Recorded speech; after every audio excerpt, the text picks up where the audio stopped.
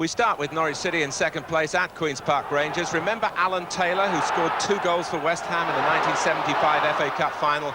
Well, at 35, he's having a second spell with Norwich City. And today he started a Division 1 game for the first time since 1980. And after 59 minutes, Taylor on target. Almost 9 years since his last goal at this level.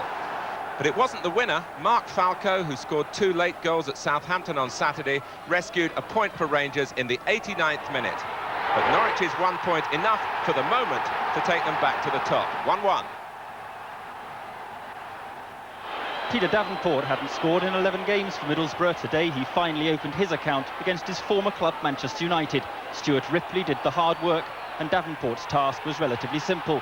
Defeat for United, that only emphasises the inconsistency of their season.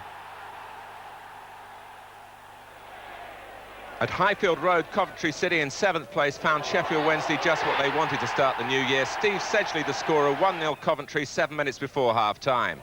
And that really triggered off John Sillett's side.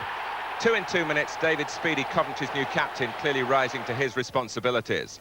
Coventry very glad to have David Bennett back in full working order after his broken leg, and it was Bennett who supplied Speedie for his second, Coventry's third, a minute into the second half. Wednesday's problems multiplying, Siggy Johnson sent off. Speedie then completed his second hat-trick of the season, 4-0. His previous one against Middlesbrough in October, he'd been on the losing side. 2 minutes from time, handball by Gary Megson, and Coventry have a penalty. Brian Kilcline stepping up, his penalty as emphatic as Coventry's win.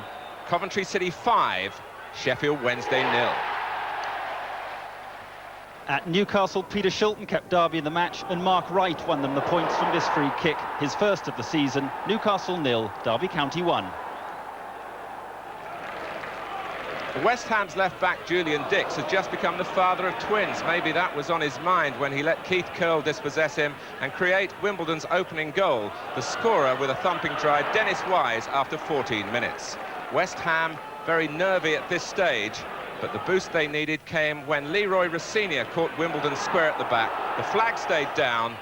That's 1-1. And that's the way it stayed until 6 minutes from the end, when somehow Wise's free kick found its way via friend and foe into the West Ham net. The word from Upton Park from manager Bobby Gould is the goal belongs to Wise. And finally, an East London derby at the Den. Charlton, without a win in 21 matches, were looking set for a point at Millwall, but in the 87th minute, that Sheringham-Cascarino partnership once again. Sheringham with the cross, Cascarino the header down, and substitute David Thompson scored his first goal for the club.